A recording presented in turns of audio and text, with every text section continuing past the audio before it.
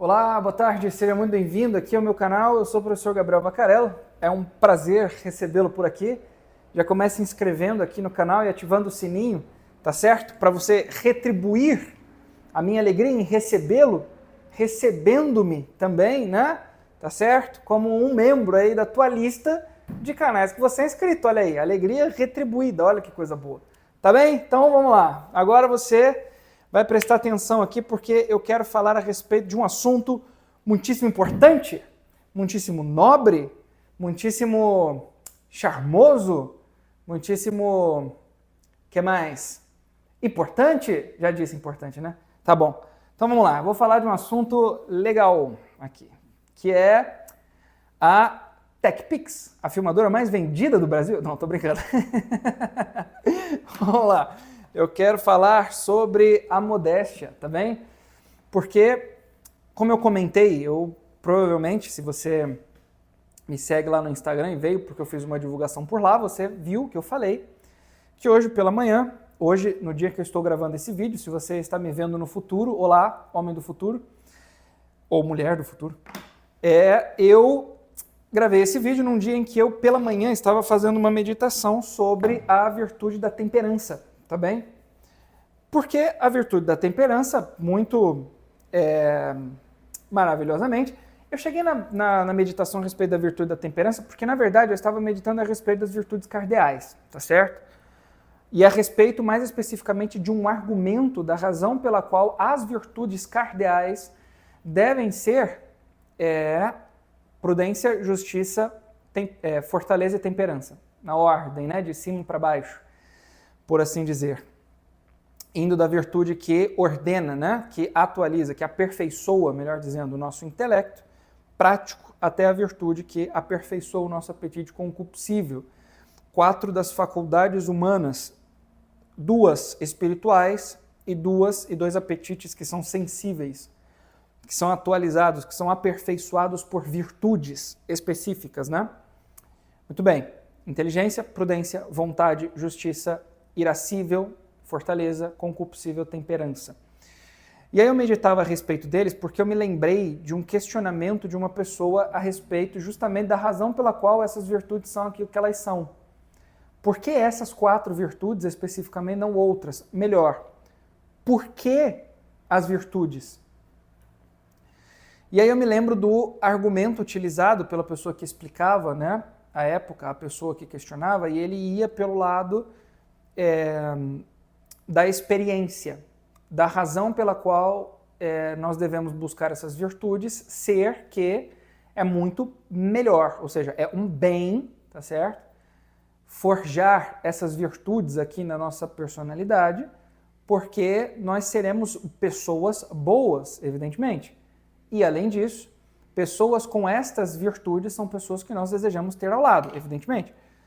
Ninguém vai negar que é bom ter uma pessoa prudente ao lado, que é bom ter uma pessoa temperante, forte, que é bom ter uma pessoa justa, né, ao seu lado. Ninguém vai negar, é maravilhoso isso aqui. E aí a pessoa insistia na pergunta e aí o professor respondia insistindo nesse mesmo caminho de resposta, né? E a pessoa sai um tanto insatisfeita, eu notei, mas isso tem já uns 2 ou 3 anos, né?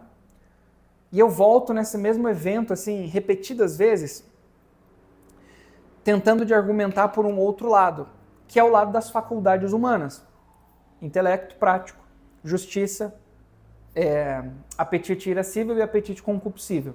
Se nós olhamos para essa topografia humana, enxergando cada uma das faculdades interiores do ser humano, as faculdades sensíveis e as faculdades intelectivas, né, as faculdades espirituais, melhor dizendo, nós então conseguimos enxergar com muito mais facilidade, né, um argumento que, veja só, nos favoreça entender a razão pela qual essas virtudes devem ser forjadas, devem ser formadas em nós. Porque cada uma delas aperfeiçoa cada uma das faculdades humanas. Muito bem, só que dessa vez eu pensei de uma maneira diversa e acabei levando para virtudes específicas, né, para as filhas, aspas, das virtudes cardeais, né? Esse cardeais vem de cardo é eixo, tá certo? O eixo em torno do qual um determinado objeto gira, né? Como o eixo da porta, né? Então, gira em torno daquele eixo específico. Então, as virtudes cardeais são como que ordenadoras, como um eixo que em torno do qual as coisas giram, né? São moderadas. Por isso, cardeais, elas vão moderando ali, né? Como que coordenando, girando, o eixo central de tudo, tá certo? Muito bem, sendo o eixo central da personalidade. Então, eu pensei, mais especificamente aí, trazendo desse argumento, eu pensei, puxa vida, tem um aspecto interessante aqui. Porque o apetite concupiscível é um apetite que se destina, que se inclina, melhor dizendo, aos bens sensíveis. Então, por exemplo, como eu já disse aqui em outros vídeos, né, se você é um acompanhador do meu conteúdo aqui um pouco mais antigo, você já sabe que eu falo repetidas vezes aqui sobre os apetites. Eu já falei sobre o concupiscível aqui em outros momentos, eu disse que o concupiscível é um apetite que se inclina necessariamente aos bens sensíveis. Isso significa que ele nos inclina, por exemplo, à comida, à atividade sexual. Veja, quando há um estímulo exterior, tá certo? Que, de algum modo, desperta em nós o desejo de posse imediata e aquele bem é fácil de ser obtido, é evidente que está ali o apetite concupiscível trabalhando.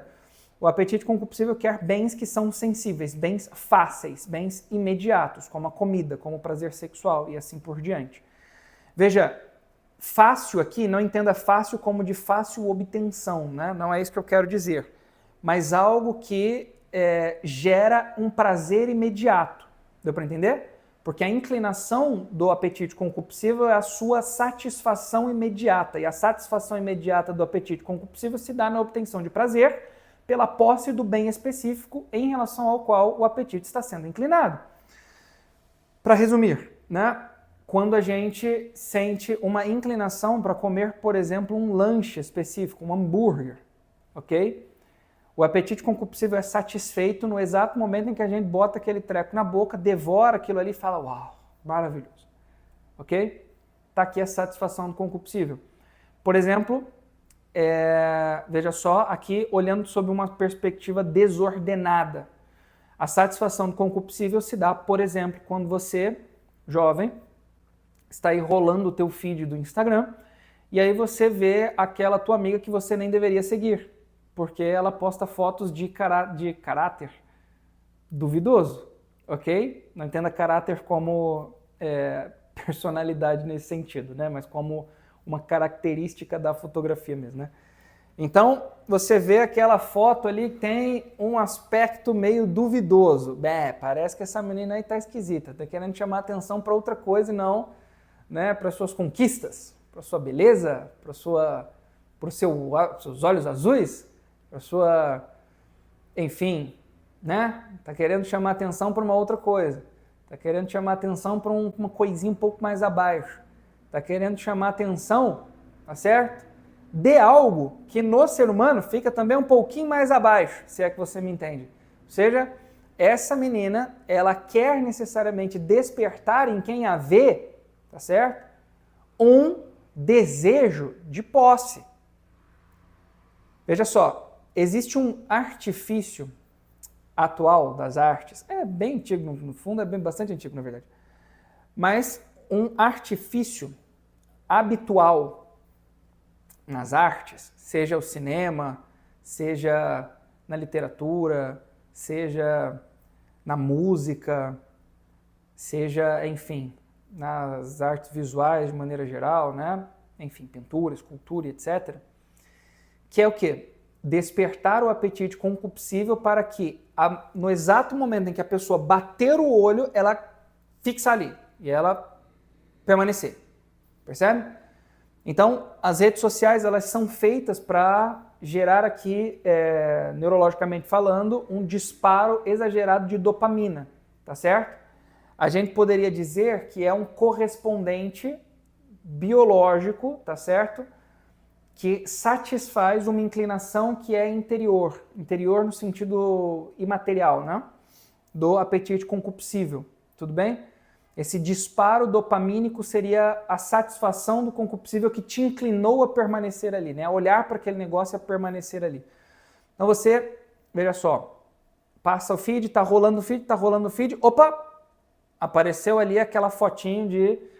deixa eu pegar aqui a capinha do meu celular. Tô rolando feed, pá, pum, apareceu aqui, tá vendo? Apareceu aqui a foto da tua amiga sinistra. Tá vendo? A foto da sua amiga sinistra? Então, apareceu ali a foto da tua amiga sinistra. Você vai olhar para aquilo. No momento que você olha para aquilo, aquela foto te para ali. Por que ela te para? Porque no exato momento em que você vê, o teu sentido captou aquela imagem, e aquela imagem captada desperta no teu apetite concupiscível um desejo de posse daquilo ali. Ok? O desejo de posse daquele bem.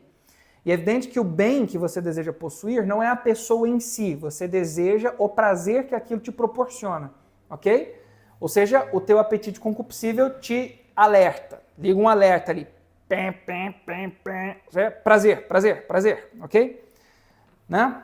Satisfação, satisfação. E aí você para naquele negócio e olha. E aí você fica. E aí você quer ver mais, e mais, e mais, e mais, e mais. E aí quando você percebe, você já está caindo em outras coisas. É assim que o apetite concupiscível funciona, tá certo? Ele é, então, veja, uma inclinação natural do ser humano a bens sensíveis. Bens sensíveis cuja posse gera a obtenção de prazer. Deu para entender? Agora ficou mais claro, né? Então, com a fotinha da amiga sem vergonha, deu para perceber com mais clareza aqui, né? Mas existe isso em relação à comida também. Agora você veja, existe um ponto muito importante aqui. O apetite concupiscível, ele precisa ser ordenado para que os bens sensíveis não sejam os motivadores das ações, mas ele precisa ser ordenado pela razão para que, veja só, à medida em que ele é estimulado pelos bens sensíveis, a sua obtenção seja, veja só, como que regida pela licitude e a sua negação seja regida pela ilicitude. O que isso quer dizer? Quer dizer que a razão precisa dizer, aspas, para o concupiscível, o que é um verdadeiro bem sensível, lícito e que ele pode obter no momento em que ele pode obter, e o que é, veja só, um bem sensível ilícito que ele não pode obter e quando ele não pode obter. Por exemplo, o prazer sexual é um bem sensível, ok? Mas ele é lícito dentro do matrimônio. E a razão, tá certo?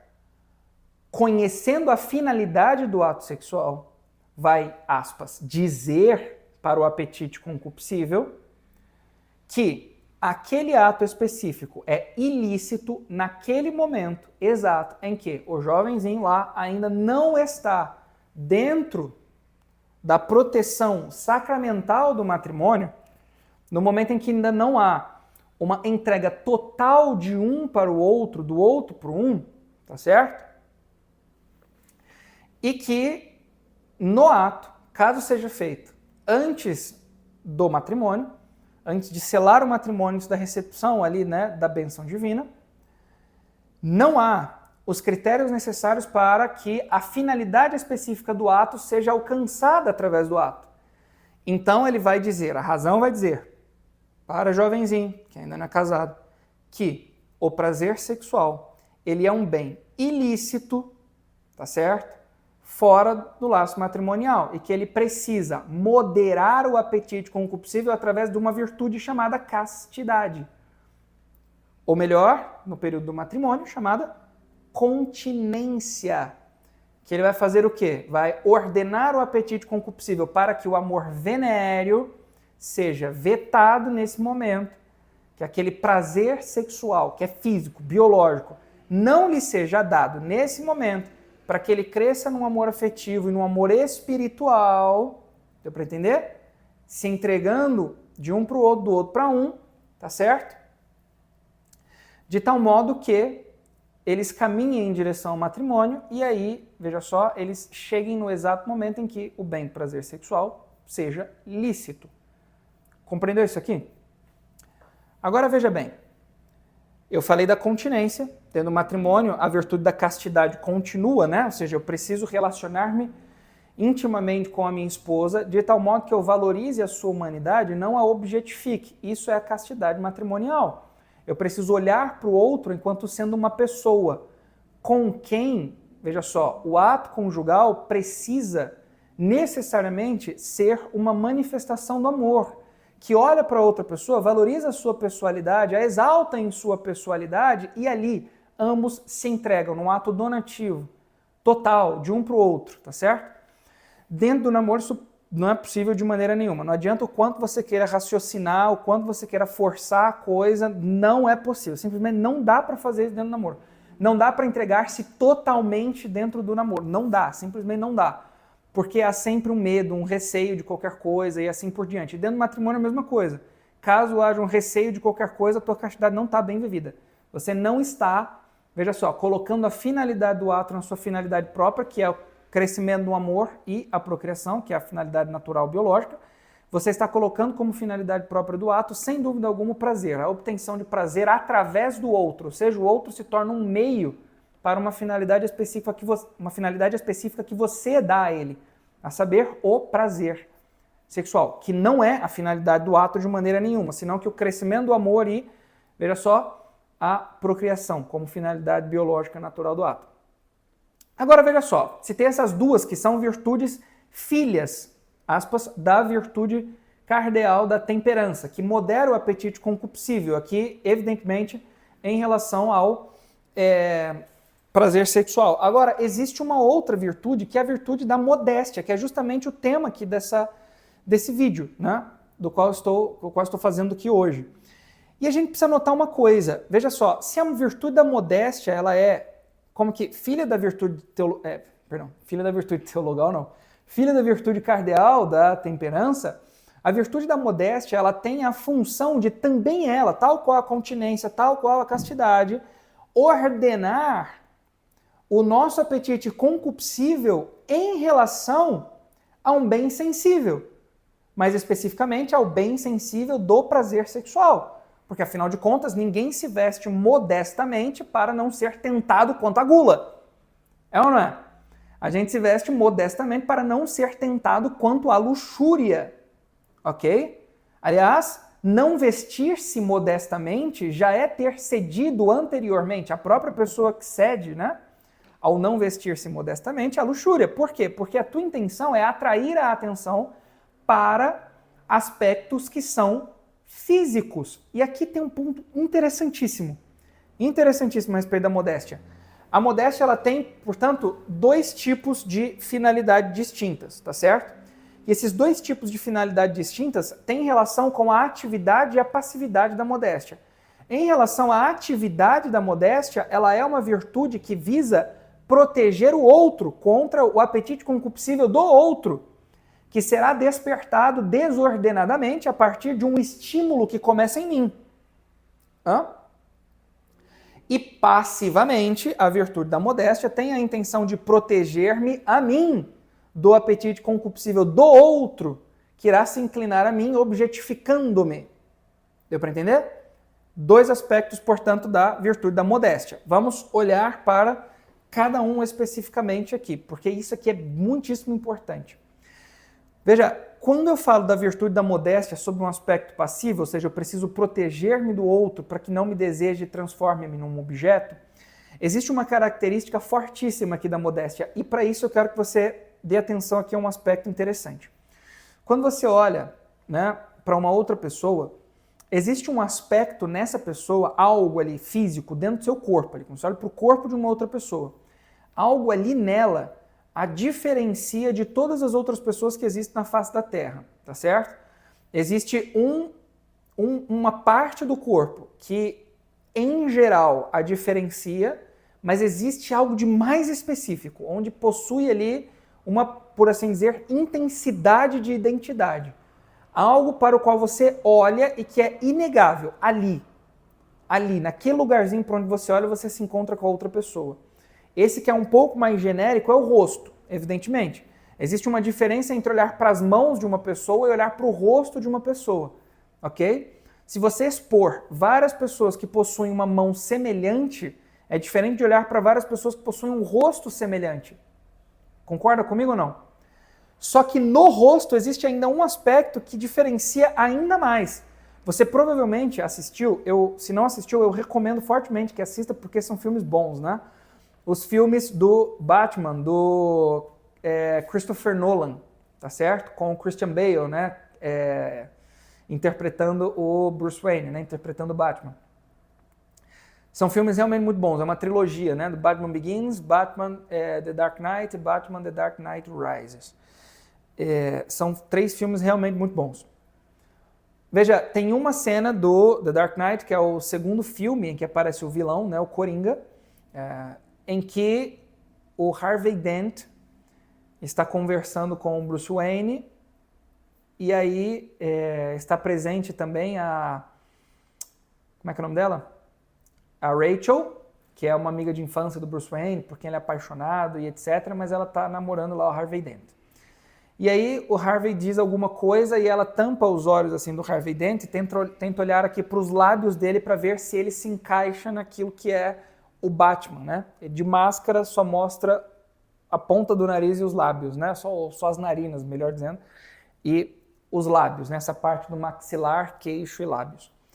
Quando ela faz isso, há um aspecto interessante ali, para nós, não para o filme em si, mas para nós aqui, que é o seguinte: quando a gente olha para o rosto de maneira isolada, olha para a boca, para o queixo, maxilar, lábios e assim por diante, a gente pode se deparar com uma semelhança gritante, entende? Entre várias outras pessoas, entre várias pessoas que são distintas até, ok? Há uma semelhança entre essa região maxilar e bucal assim de várias pessoas na face da Terra, mas tem um lugar para o qual você olha e é inegável assim. Você vai olhar para aquele lugar e vai dizer: eu reconheceria isso aqui em qualquer lugar, com qualquer idade, em qualquer momento da vida, que são os olhos. Existem relatos de pessoas que se encontraram assim com amigos de infância, colegas de infância, que estudaram juntos assim depois de décadas. Quando olharam nos olhos, disseram: eu não me esqueceria desse olhar jamais, porque é um olhar marcante, mais do que isso, mostra ali aquela pessoa. Não é tanto o rosto em si, porque às vezes a pessoa mudou assim absurdamente, mas o olhar é inegável. Aqueles olhos são assim, entende? São, veja, únicos. O olhar então é o lugar que possui essa intensidade de identidade. Veja só, qual é a diferença então? Nota só, eu vou fazer uma pergunta que vai parecer bastante grotesca. Qual é a diferença que existe entre todas as mulheres que já pousaram nuas, por exemplo, numa revista adulta? Você já notou alguma diferença ali? Eu espero que você não tenha visto nada daquilo, mas... mas qual é a diferença ali que há naquele negócio ali? Simplesmente não há. Por que não há diferença? Porque não tem uma marca de identidade ali. Você não vai olhar porque você quer ver aquela pessoa. Ninguém acessa um filme, né, um videozinho desses que as pessoas, infelizmente, têm tido uma facilidade enorme de acessar atualmente, porque você quer ver o olhar. É aquela pessoa, tá certo? A não ser que haja algo de obsessivo, né? Aí sim, é uma pessoa, porque você há uma espécie de, enfim, tá meio obcecado ali por aquela pessoa especificamente, aí é uma outra realidade, entende? Mas você olha aquilo ali é porque você deseja um objeto apenas. Você quer só um recorte, não quer a pessoa inteira, você quer só parte dela, mais especificamente o corpo. Mais especificamente aquelas partes que despertam em você uma excitação. Compreende? Você quer aquelas partes que são comuns e para as quais, ao olhar, não faz a mais ínfima diferença de quem as possua, entende? Não faz a mais ínfima diferença. Faz diferença só se são mais volumosas, menos volumosas, mais, né? Enfim, arredondadas, menos arredondadas, mais finas, mais delicadas, mais... enfim. A única coisa que faz diferença é o acidente, é o que é acidental, entende? A única coisa que faz diferença é o que é acidental e não a substância em si. Ou seja, A única coisa que faz diferença são aquelas características que só são porque são em uma substância. Dito de outro modo, o que te interessa são só aquelas características, aqueles aspectos que só existem porque aquela pessoa que os tem existe. Mas você não está nem aí para a pessoa que os tem. Você só está aí para aquelas características. Compreende ou não? Você só quer saber da unha pintada, você só quer saber do volume das pernas, você só quer saber do formato do corpo, você só quer saber da cor do cabelo, você só quer saber, entende ou não? Do modo como a pessoa caminha ou coisa do tipo, do desempenho nesse sentido mais, né, íntimo. Você não quer saber da pessoa, entende? Você só liga para o quê? O acidental. Para aquilo que não seria se não fosse aquela pessoa. E ainda assim você prefere aquilo à pessoa. Isso é terrível. Veja só. O ser humano é composto, eu não planejava dizer nada disso aqui, mas está fluindo naturalmente.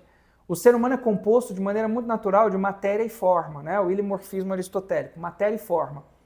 Matéria, filé e morfé, forma. Ilemorfismo. Há uma união entre matéria e forma. E São Tomás de Aquino afirma que no ser humano a matéria é o corpo e a forma é o espírito. O que faz o ser humano ser pessoa humana é o espírito. O corpo, enquanto atualizado por um espírito, constitui a humanidade da pessoa. Quando nós preferimos a matéria, o corpo, e deixamos de lado o espírito, que marca a personalidade da pessoa, que é naquele corpo,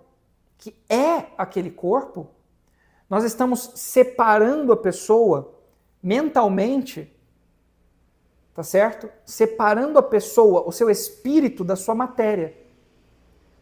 Essencialmente, a separação da matéria e da forma só se dá num único momento da vida. Qual é esse momento? A morte. Isso significa que nós estamos assassinando a pessoa em vida, entende? Isso é baixíssimo. Isso é terrível, meu Deus. Isso é terrível, Jesus. Preferir o corpo à pessoa significa, veja, em última instância, matá-la em vida. Percebe ou não? Você está separando, dividindo aqui. E por isso que é tão terrível, né, os casais de jovens que não vivem a castidade. Você está afirmando para tua namorada, para tua noiva que você a ama, mas você está assassinando, entende? É forte isso, não? Agora veja. Quando a gente olha, né, sobre esse aspecto, num sentido passivo, a virtude da modéstia tem a função, portanto, de fazer o quê? Moderar o meu vestir de tal modo que as minhas vestes não sejam uma manifestação de que eu desejo que o outro enxergue em mim aqueles aspectos que são absolutamente comuns de todas as pessoas na face da Terra e que se fixem nesses aspectos, ou seja, a mera matéria. Eu não quero que as pessoas olhem pura e simplesmente para as minhas partes mais, veja só, instigantes, né? Concupiscivelmente falando, né? Você já entendeu aqui do que eu estou querendo dizer. Eu não vou, né, usar um vestidão com uma fenda enorme aqui que vai da minha cintura até o meu pé, entendeu? Porque eu vou necessariamente instigar no outro um desejo e que é parte necessariamente de uma curiosidade.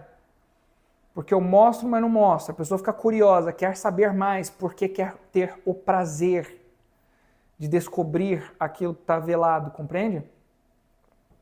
Então não se trata aqui na modéstia, nesse sentido passivo, de saia, não usar saia, usar calça, não usar calça. Trata-se de que o teu modo de vestir seja um meio de fazer com que a outra pessoa não seja destinada imediatamente aos seus aspectos meramente comuns, meramente materiais, meramente, veja só, objetificantes. Significa você mesma, enquanto se vestindo, não se auto-objetificar. Significa você tomar o olhar do outro, entre aspas, e elevá-lo ao teu próprio olhar, para que ele se encontre com a tua pessoa. E é por isso que é tão terrível vocês, mulheres, começarem ali um relacionamento, iniciarem ali um momento de conhecimento mútuo e assim por diante, tentando de usar de artifícios meramente afetivo, né, sexuais ali. Porque você está desde o princípio mostrando para outra pessoa que você está ali só para que aquela outra pessoa de algum modo seja instigada, né, por aspectos mais sensíveis.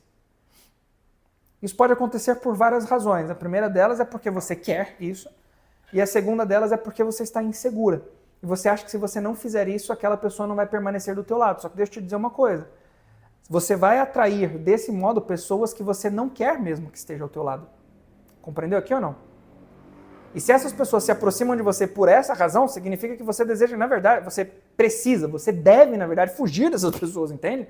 Você precisa parar de se vestir desse modo. Compreendeu aqui ou não? Esse é o primeiro aspecto, passivo. Existe um aspecto ativo, que é mais evidente do que os outros, né? Que é o seguinte, você vai se vestir de tal modo que você vai gerar no outro, agora sim, essa elevação do olhar. E você vai acostumar o outro, através desse bem vestir, a contemplar algo muito maior e não meramente desejar algo pequenininho que ele está vendo ali. Compreendeu ou não? Você não vai meramente estimular a outra pessoa, você vai sim fazê-la elevar o olhar a um nível de contemplação. Porque você estará mostrando para aquela pessoa que existe algo muito além da mera materialidade que ela vê de maneira imediata. Você estará fazendo aquilo que há como uma principal função das mais belas construções catedráticas. Quando você entra numa catedral gótica, você imediatamente eleva o seu olhar. Uma catedral gótica foi feita para que você tenha o seu olhar elevado ao alto, elevado aos céus. Quando você entra numa catedral gótica e olha para cima, essa é a intenção da catedral gótica. Fazer com que o teu olhar se eleve e você imediatamente suspira e diz, uau! Não é isso? Como Deus é grande. As pessoas, o ser humano, que são as mais excelentes criaturas da face da terra, que construíram essas abençoadas, essas catedrais, precisam viver de tal modo, ou vestir-se de tal modo, que as outras pessoas, ao olharem para elas, precisam também elevar o olhar e dizer, uau, como Deus é grande. Entendeu ou não? Isso só é possível quando há beleza. E aqui é que tem um outro ponto importante, que aí está num aspecto ativo aqui. E aí não entra mais também no aspecto sai, não sai, calça, não calça, sei lá, o raio que o parta. É ter beleza. Não uma beleza meramente sensível, uma beleza sensual, tá certo? Uma beleza que tenha alguma proporção, alguma harmonia, mas que seja instigadora de uma espécie de curiosidade. Uma beleza meramente sensual, que vai atrair uma sensualidade que é lícita dentro do matrimônio. As esposas precisam, né, agir em relação aos seus maridos ali, na proteção do lar, do matrimônio, né, no selo matrimonial com certa sensualidade. É lícito, inclusive. É maravilhoso que seja assim, é bonito, é belo, é lindo, é amoroso que seja assim. Porque é um cuidado da esposa para com o seu marido. Um cuidado com os seus aspectos sensíveis também, que devem ser utilizados para uma manifestação do amor. Ali dentro do matrimônio, tudo precisa ser elevado ao amor nesse sentido. Agora, sem a continência, mas moderado pela castidade. Agora, na vida cotidiana, você não vai fazer isso com todo mundo que está passando na rua. Compreendeu aqui ou não? Você não vai ficar instigando as outras pessoas sensualmente falando. Porque não vai ser manifestação de amor, vai ser só objetificação de si para satisfação, né, concupiscível do outro. Você vai vestir-se de tal modo que a beleza seja valorizada e a pessoa olhe para algo além daquilo e diga, uau, é bonito, como o seu Madruga.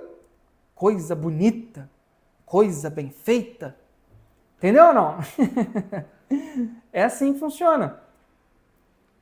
Vai mostrar para outra pessoa que existe uma beleza que está para além do, veja só, despertar os afetos, do estimular os afetos, os apetites e incliná-los imediatamente. A estar ali olhando, mas uma beleza que faz com que aquela contemplação faça com que a pessoa veja além. Entende ou não? Além do acidental. Além da cor do cabelo, além da maquiagem, além da cor dos olhos, dos cílios, né? com rímel, além daquele vestido, daquela saia, daquela calça mais modesta que seja, daquela roupa bonita, entende? Além daquilo que você está olhando, além dos acidentes, além da unha pintada, além. Aquela beleza toda está numa pessoa. Aquela pessoa me chama atenção por aquela proporção, por aquela harmonia, entende? Por aquela ordem material que ela impôs a si mesma, a sua dimensão material, mas que eleva e que dá brilho, exalta o seu rosto, mais especificamente atrai os seus olhos. E ao olhar para aquela pessoa, eu percebo que aquela beleza manifesta algo muito maior do que ela mesma, e tem algo por trás daquilo ali. E é uma grandeza, uma beleza tão enorme que me faz dizer, uau! Tal qual Judite, quando visitou Holofernes, o soldado assírio, entende? O general assírio que estava ali, né? Por ordem de quem, meu Deus do céu? Não me lembro o nome. Senaqueribe, por ordem de Senaqueribe, querendo invadir a tribo de Judá e dominar todo aquele território. Judite se veste belamente, com joias, com um vestido longo, pinta o rosto, ajeita os cabelos, vai até Holofernes e Holofernes diz, uau, né? Uau, eu não sabia que entre os judeus havia mulheres tão belas. Percebe? Isso é maravilhoso. Dostoiévski, em O Idiota, tem razão em dizer que a beleza salvará o mundo, sob um certo aspecto, porque a beleza faz elevar, entende, o olhar e abrir a uma dimensão espiritual nesse sentido. Abrir os olhos para algo muito maior do que aquela simples matéria que desperta desejo.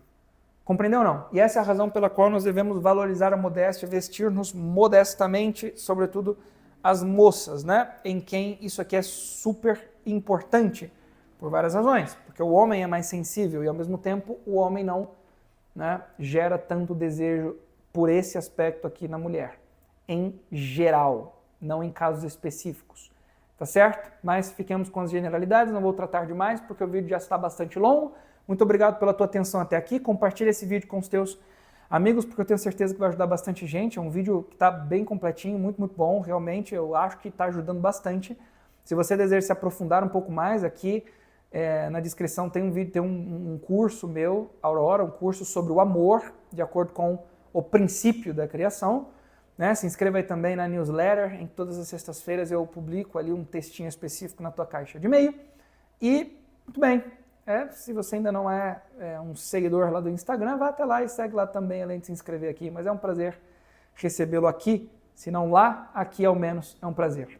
Muito obrigado pela tua atenção, fique com Deus, um forte abraço, se inscreva se ainda não é inscrito, deixe seu like, comenta aqui o que foi que você achou também, teu comentário é super importante, me diz aqui qual é a tua opinião sobre o assunto, o que você tem a dizer a respeito da modéstia, eu vou adorar ler e responder, tá certo? E dê sugestões de vídeos também, porque é uma alegria responder a todas as sugestões. Fique com Deus, forte abraço e até o próximo vídeo. Tchau!